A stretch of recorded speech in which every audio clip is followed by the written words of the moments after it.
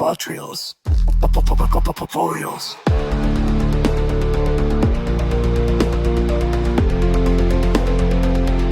Fotocontroles.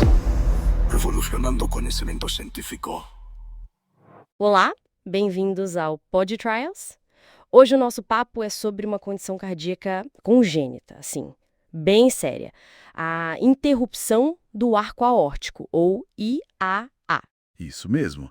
É uma condição onde basicamente falta um pedaço da aorta. Falta um pedaço, como assim? Não tem continuidade entre a parte que sobe do coração e a parte que desce para o corpo. Uma falha completa na formação. Nossa, e é diferente de um estreitamento muito forte, né? Sim, é mais que isso. Na quarta ação crítica, está muito estreito, mas ainda existe conexão. Na IAA, não tem conexão anatômica mesmo. É uma descontinuidade total. Embora, claro, funcionalmente um caso extremo de cortação possa aparecer. Parecido. Entendi. Bom, hoje a gente vai investigar isso a fundo, né?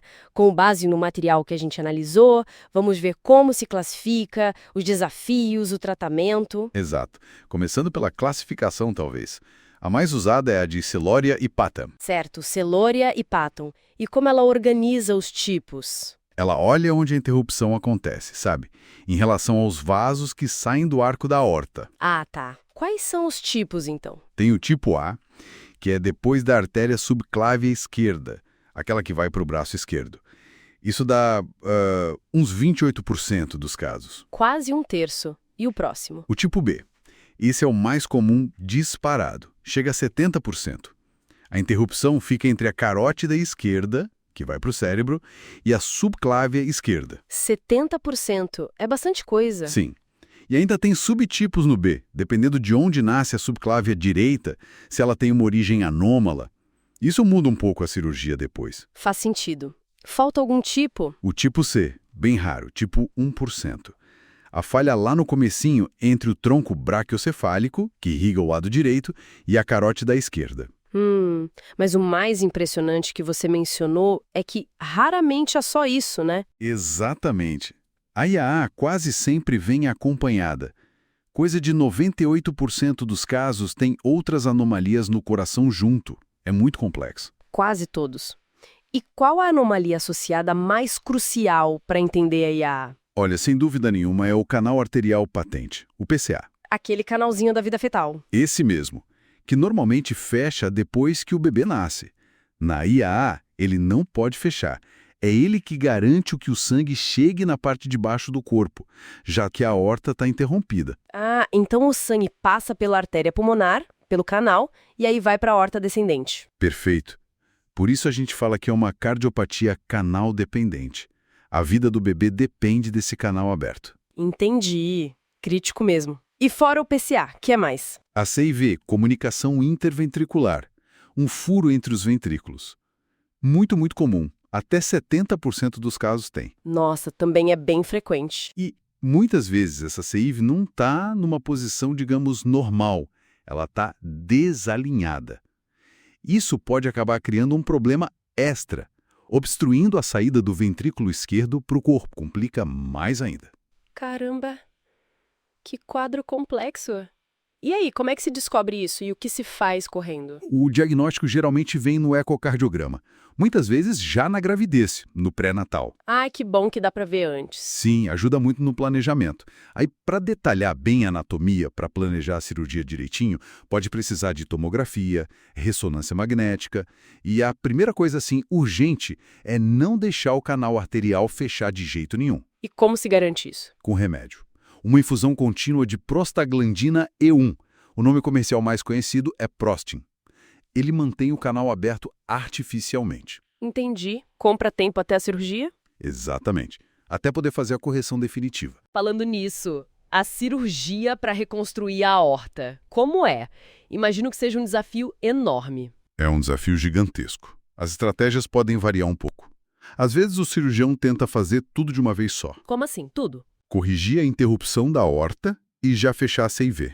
Resolver outros problemas associados. Tudo numa única cirurgia. É a correção total primária. E qual é a outra opção? Fazer em estágios. Por exemplo, primeiro se opera para reconstruir o arco da aorta e coloca-se uma banda na artéria pulmonar. Uma banda? Pra quê? Para controlar o fluxo de sangue para os pulmões, que fica muito aumentado por causa da CIV, senão o pulmão sofre muito. Aí, num segundo momento, meses depois, se volta para tirar a banda e fechar a CIV. Entendi. E tem a tal da abordagem híbrida também, né? Tem sim. A híbrida mistura cirurgia com cateterismo.